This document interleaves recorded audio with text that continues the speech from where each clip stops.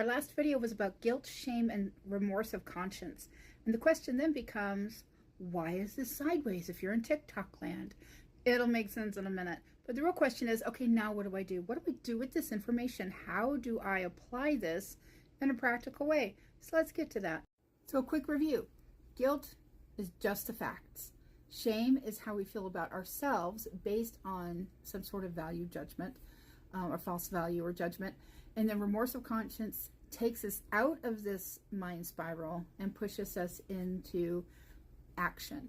So from the last video, one of the examples is guilt. I yelled at my daughter. Shame, I'm a terrible mom. Remorse of conscience. Wait a minute, I hurt her. This is about her, right? And then how do I make amends? And then how do I prevent yelling like that in the future?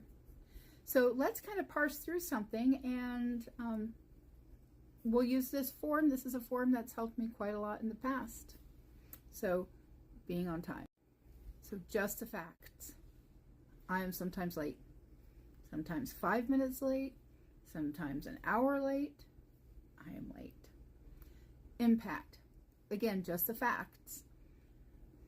When I am late, I am stressed. When I'm late, I feel rushed. When I'm late, I inconvenience other people. Those are absolute facts. Now, what judgments have I made about myself? Right? What false values, right, am I using to make a judgment about myself? So things I've heard through my life: only lazy people are late. Only thoughtless people are late. If you are late, that means you don't care about others. If you are late, that means you are always unorganized. There's a lot of absolutes in here, right? And that's part of the judgment. So if I'm presuming those things are true, what does that say about me, right? I feel like a terrible person. I feel that I am a lazy person. I feel that I am thoughtless. I feel that I don't care about others, right? And all of this tells me I'm bad. I'm a bad person. I'm less than. I'm not good enough, right? These are conclusions I come to based on these false judgments that I've made.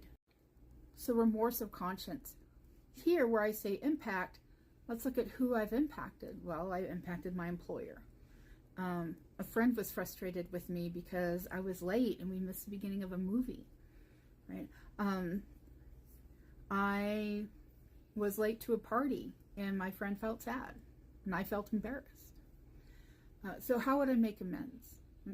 To my employer, they just want me to stop being late, right? They don't want to hear apologies. They just want me to quit being late. So that's how I can make amends. Write that down. For my friend, where I missed part of the movie, maybe I treat her to another movie. Maybe I invite her over to watch a movie. I can do something, right, to show that friend that I do care about them. Right? And then proactive, what can I do in the future to prevent being late?